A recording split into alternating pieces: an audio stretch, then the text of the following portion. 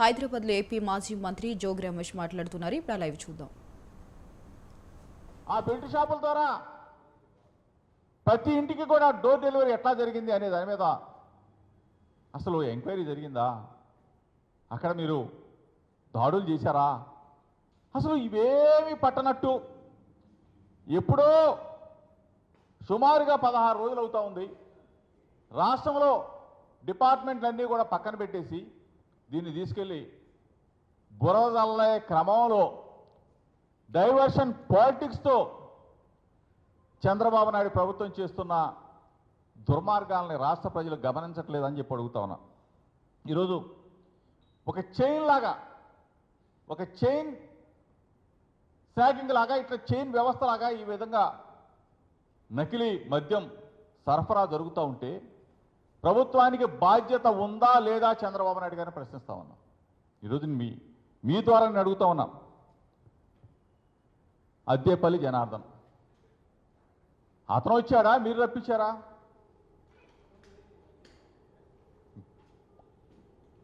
మీరు వెళ్ళి ఏమైనా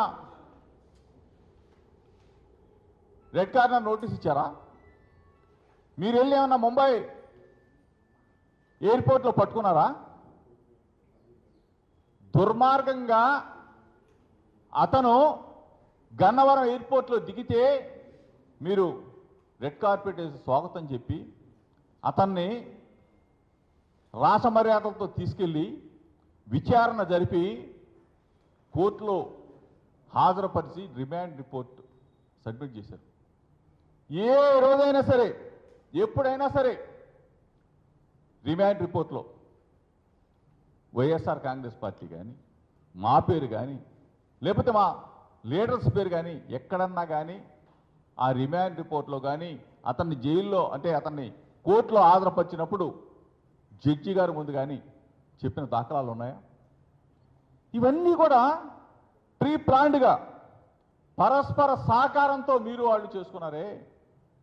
ఈరోజు నిజంగా చంద్రబాబు నాయుడు గారిని నేను అడుగుతా ఉన్నా, ఎందుకు ఇంత డైవర్షన్ పాలిటిక్స్తో ప్రభుత్వం ఏదైనా ప్రతిపక్షంగా అక్కడ ఇబ్రహీంపట్నంలో ఇట్లా జరుగుతూ ఉంటే మీడియా మిత్రులు చెప్తే అక్కడికి వెళ్ళి దాన్ని బాహ్య ప్రపంచానికి అందరికి కూడా చూపించి ఈ విధంగా జరుగుతూ ఉంది, ఈ విధంగా జరుగుతుంది, దీని మీద యాక్షన్ తీసుకోండి అని చెప్పేసి ప్రధాన ప్రతిపక్షంగా మేము డిమాండ్ చేస్తే దాన్ని మీరు ఇమీడియట్గా ఒక ప్రభుత్వ అధినేత ఏం చేయాలా? ఇది ఎక్కడ జరుగుతూ ఉంది, ఏ ఊళ్ళో జరుగుతూ ఉంది, ఇంత వ్యవస్థని ఏ విధంగా 16 నెలలుగా కళ్ళు కప్పి ఈ వ్యవస్థ నడుస్తూ ఉందంటే మీ పాత్ర లేదా? మీ పెద్దల పాత్ర లేదా? మీ ప్రభుత్వంలో ఉన్న పెద్దల పాత్ర లేదా? చంద్రబాబు నాయుడు గారు, లోకేష్, ఎందుకు మీరు ఇవి దొంగ చాటుగా దీన్ని పక్కన పెట్టి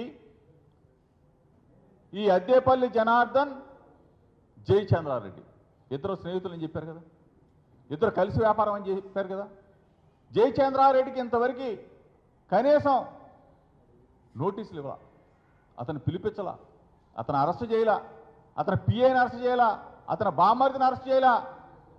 అద్దేపల్లి జనార్దన్ ఇద్దరు కూడా మీరందరూ కూడా కుమ్మక్కై అతన్ని రెడ్ కార్పెట్ తీసుకొచ్చి పోలీస్ కస్టడీకి తీసుకెళ్ళి జడ్జి గారి ముందు పెట్టి తర్వాత అసలు అతను ఒక చాటింగు, ఫోనేమో ముంబైలో పోయిందంటాడు,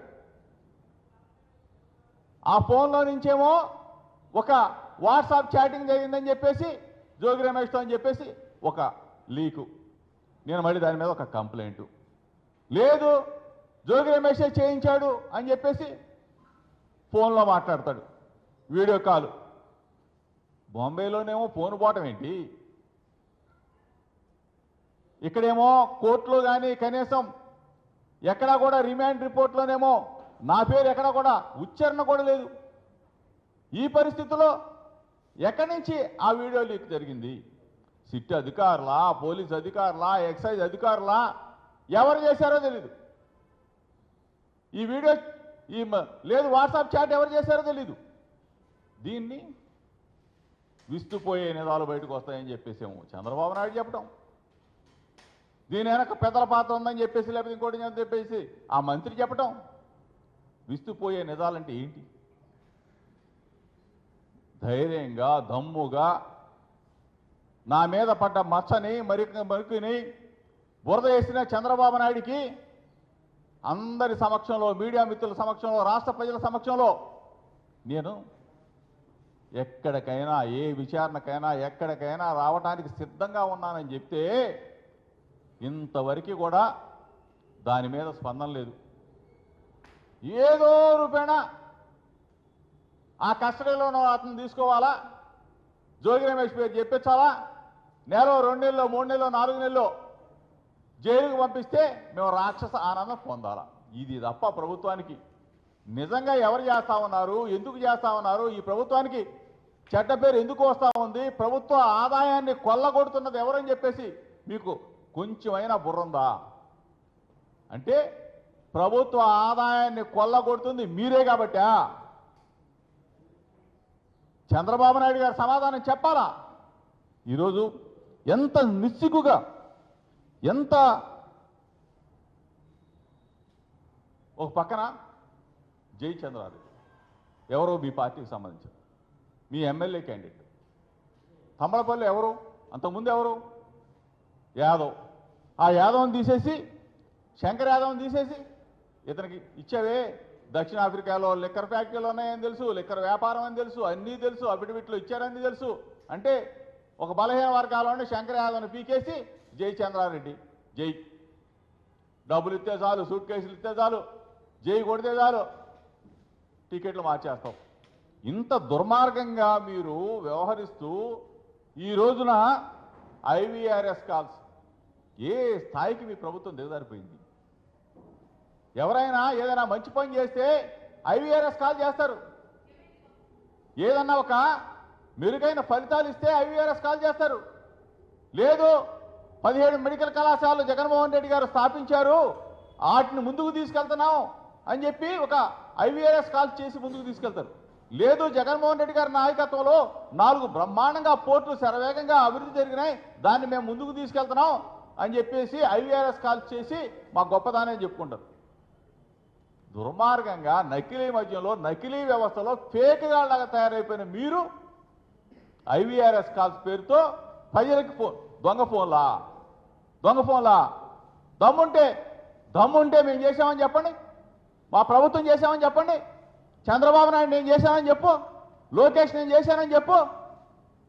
ఐవీఆర్ఎస్ కాల్స్ దిక్కు మొక్కలు లేకుండా, ఎక్కడో పేరు ఊరు లేకుండా, ఎక్కడి నుంచో నకిలీ మద్యం కేసు, జోగి రమేష్ వీడియోలో ఎవడో బయట పెట్టేది? ఏ అధికారి బయట పెడతాడని చెప్తా ఉన్నా.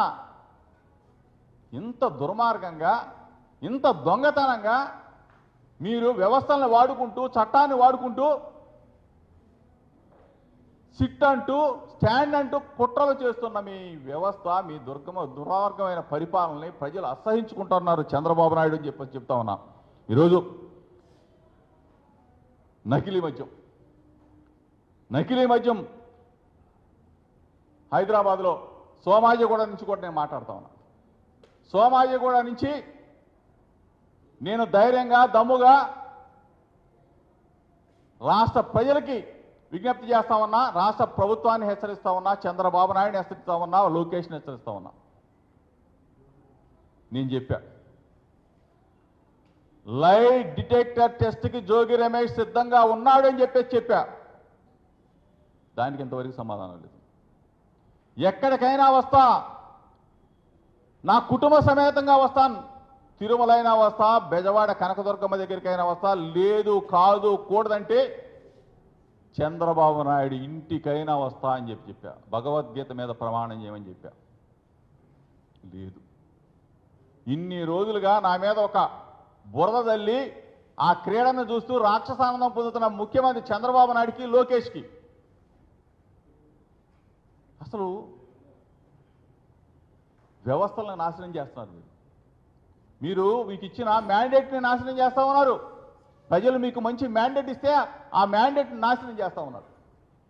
ఇటువంటి దిగజారిపోయిన ఈ ప్రభుత్వాన్ని ప్రశ్నిస్తా ఉన్నా, నా ప్రశ్నలకు జవాబు చెప్పమని చంద్రబాబుని అడుగుతున్నా, లోకేష్ని కూడా అడుగుతా ఉన్నా. 99 రూపాయలకే మీరు బ్రాండ్ సరఫరా చేస్తున్నారు, బ్రాందీ ఇస్తున్నారు, విస్కీ ఇస్తున్నారు. అసలు ఎక్కడ అమ్మారు? ఏ షాపుల్లో అమ్మారు? ఎంత అమ్మారు? లెక్కలు తీయండి. నెల నెల మీ దగ్గర అకౌంట్ తీయండి, ప్రజలకు చెప్పండి. సమాధానం చెప్పే పరిస్థితుల్లో ఈ ప్రభుత్వం లేదు. మొత్తం కూడా దోపిడీ దోపిడీ దోపిడీ. నకిలీ మద్యం నకిలీ మద్యం నకిలీ మద్యం.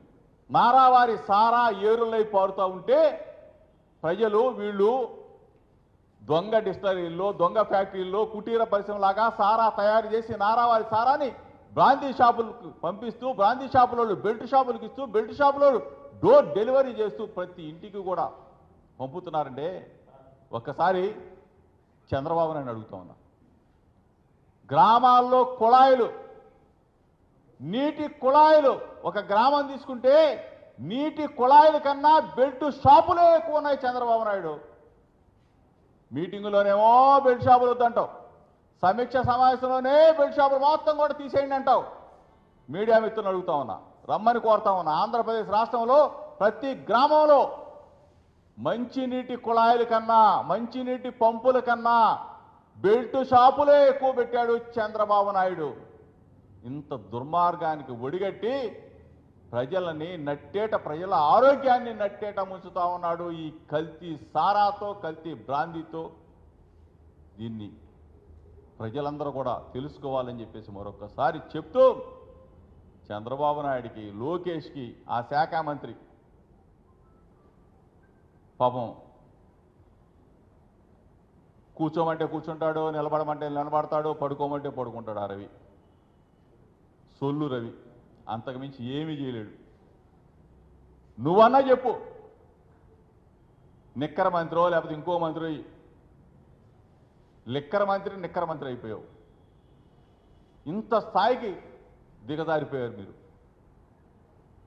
దోచుకుంటాం దోచుకుంటాం దోచుకుంటాం.